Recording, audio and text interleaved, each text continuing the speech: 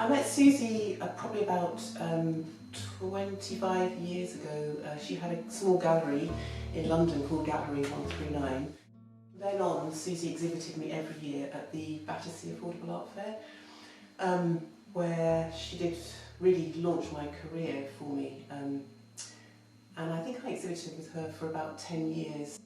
And she's always been incredibly enthusiastic about my work and so supportive, which I really appreciate. I paint here in my studio. This used to be a goat's shed, but one of the first things we did when we first moved here was to convert it into a lovely light studio with V-Lux windows. It's very important for me to be able to separate my home life and my work. I can make as much mess as I like down here. My colour inspiration comes from all different sources. Quite often, if we're travelling somewhere, for example, we've been to the Outer Hebrides several times, and the colour combination there is just a sort of treat for the senses. The beautiful turquoises and cobalt blues and the pale sands and dark peatlands, which are just so inspiring. So I've done quite a few paintings based on that colour scheme. That's something, an example of one that I did on North Uist. But equally, I use lots of greens and blues, obviously around the garden. I love painting polytunnel, the greenhouse. Those paintings use completely different palettes, so lots of different inspirations. There are several things I love about painting. I love the fact that there's such an endless potential for creativity.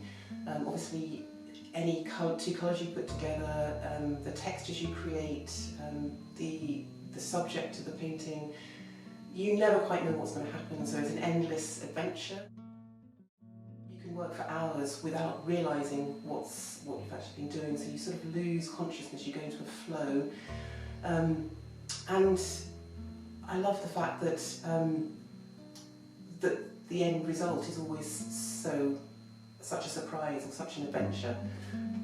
I think art is crucial to creating an atmosphere in a room.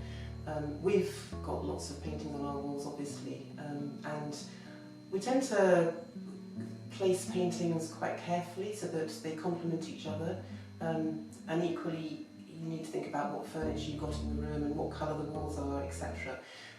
But paintings tend to bring a focus to the room. They also give you pops of colour and excitement. So I think a room without paintings just feels very empty. Inspiration for my paintings comes from all different sources. Obviously what's going on around me influences me quite a lot. In the spring we're in the polytunnel, we're in the greenhouse, we're out walking. There's lots of inspiration just in my home environment. But equally, I look at lots of other artists' work, and I look at books of famous artists. I love abstract work, and quite often I get my colour inspiration from very simple colour combinations within an abstract painting. My favourite painting is a very abstract landscape of late autumn trees and snow against a grey sky. I did it after a prolonged period of not being able to paint because we were doing an extension to our house, and I think I was so excited to be back painting that it's got a real energy to it. I do love making more abstract landscapes and seascapes just because of the freedom that I experience when I'm putting the paint on. But I also love the process of making the more figurative paintings because I like telling stories. And I like the relationship between the figures that I can create and emotions that I can put into the painting.